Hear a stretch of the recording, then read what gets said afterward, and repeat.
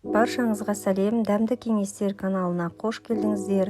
Бүгін мен сіздермен өте жұмсақ, нәзік болып пісетін сметанник пирогының рецептімен бөлісемін. Видеоны менімен бірге соңына дейін тамашалап көріңіздер. Ең алдымен електен өткізіп, ұнымызды ыдысымызға салып аламыз. Ұнымыздың үстіне бөлме температурасындағы сары майымызды салып, шанышқының немесе қасықтың көлемімен осылай араластырып аламыз. Осы жұмсақ массаның үстіне қантымызды, бір жұмыртқамызды және разрыхлителді салып араластырып аламыз. Енді осы массаны жақсылап басып, қалған ұнымызды үстіне салып, қамырымызды жақсылап жұмсартып елеп аламыз. Қолымызбен басып, осындай жұмсақ қамыр елеп аламыз. Қамырымыздың бетін жауып, тоңдырып қоямыз. Енді осы пирогымыздың салмасын жасауға кірісеміз. Ыдысымызға 2 жұмыртқаны салып, үстіне қантымызды салып, қантымыз бен жұмыртқаны бір-біріне қантымыз ерігенше жақсылап араластырамыз.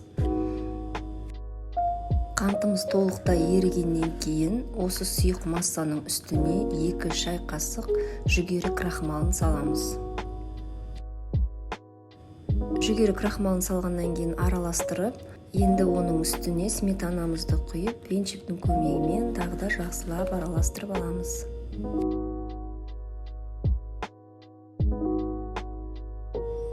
Енді пирогымызға арналған қамырымызды 2 бөлікке бөліп, формамыз 22 диаметрлік формамызға жақсылап жұқалап осылай жайып аламыз. Қамырымыздың қалған екінші бөлігімен жан-жағына бортиктер әзірлеп аламыз. Бортикті осылай видеода көріп отырғаныңыздай жан-жағына жақсылап жайып орналастырып шығамыз. Бұл біздің салмамыз сыртқа ағып кетпеу үшін керек болады.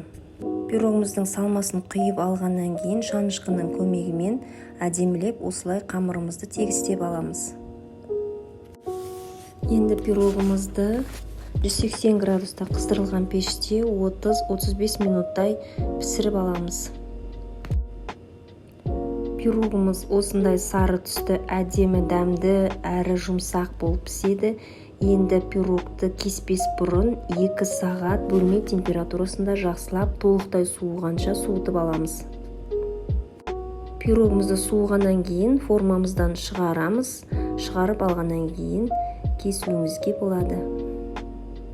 Пирогымыз дайын болды. Сіздермен бірге болған Қарлыға дәмді кеңестер каналына рецепт күтсеңіздер, каналыма жазылып, лайк басып, пікір жазыңыздар. Ас болсын!